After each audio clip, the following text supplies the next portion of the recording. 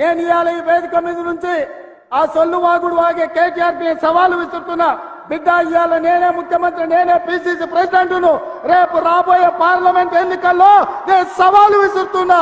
నీ చేతనైతే దమ్ముంటే, నువ్వు మగోడు అయితే ఈ తెలంగాణ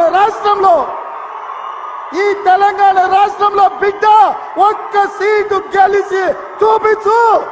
నీ అయ్యా నువ్వు వస్తావో, నీ అయ్య వస్తాడో మా కార్యకర్తలు చూసుకుంటారు బిడ్డ.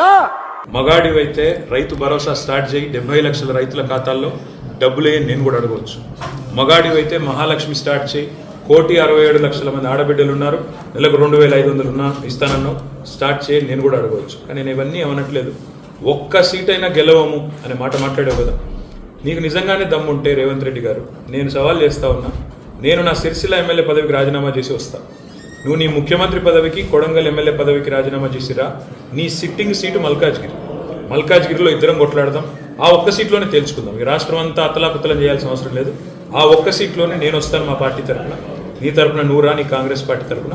అక్కడ తప్పకుండా తేల్చుకుందాం. ఎందుకంటే ఒక్క సీటు గెలవను అని మాట్లాడుతున్నాం. మరి నీ మల్కాజ్గిరి పార్లమెంట్ సీట్లో అసలు ఎన్ని ఎమ్మెల్యేలు గెలిచింది కాంగ్రెస్ పార్టీ?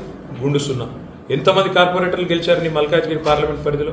కాబట్టి గెలుపు ఓటములు అనే వాటిని పట్టుకొని, దాన్ని ఎక్కువగా ఊహించుకొని, తన శక్తి సామర్థ్యాలు తాను ఎక్కువగా ఊహించుకొని ఇవాళ మాట్లాడుతున్న రేవంత్ రెడ్డి గారికి నిజంగానే ధైర్యం ఉంటే, నిజంగానే దమ్ము ఉంటే, తెగువ ఉంటే నువ్వు రా, కొడంగల్ ఎమ్మెల్యే పదవికి రాజీనామా చేయి, ముఖ్యమంత్రి పదవికి రాజీనామా చేయి. మన మల్కాజ్గిరిలో నీ పార్టీ అభ్యర్థిగా నువ్వు రా, నేను కూడా నా ఎమ్మెల్యే పదవికి రాజీనామా చేసి నేను కూడా వస్తాను. అక్కడే తెలుసుకుంటాను.